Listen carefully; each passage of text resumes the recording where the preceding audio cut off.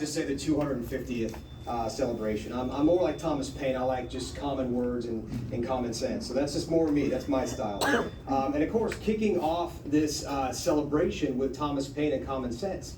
That's right, January 10th, 250 years ago. So this day was chosen exactly for a reason, and that's the reason.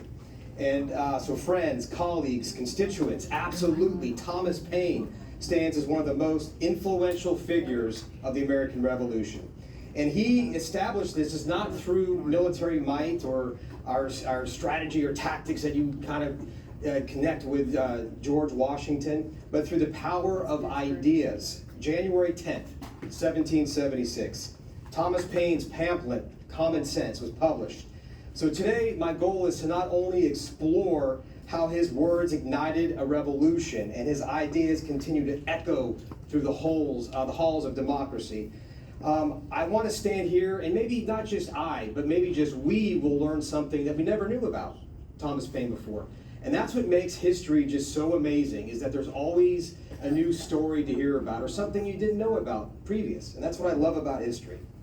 So at the very least, I hope to shed some light on his past before immigrating to America, and why he articulated a clear and compelling argument for independence at a time when many colonists kind of just remained uncertain about what was going on.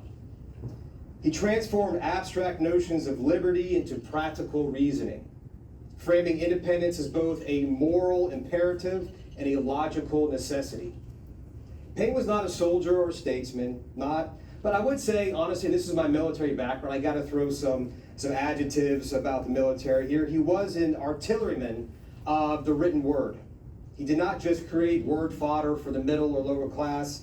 He really his ideas were shot, I would say, from a philosophical musket, right? Because we're talking about the revolution. The written word of radical revolutionary ideas, and he was a radical.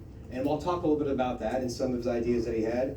When the American colonies wavered in the resolve for independence, it was his powerful pamphlet, Common Sense, that really kind of set the standard. And I'll talk about why a pamphlet was used and not just a book or a newspaper. That is very, very relevant as we move forward. It galvanized public opinion. He stripped away the complexities of legal and political arguments and spoke directly to the people, the hearts, what moves them. Making the case for a self-governing republic in plain, accessible language by presenting complex political concepts.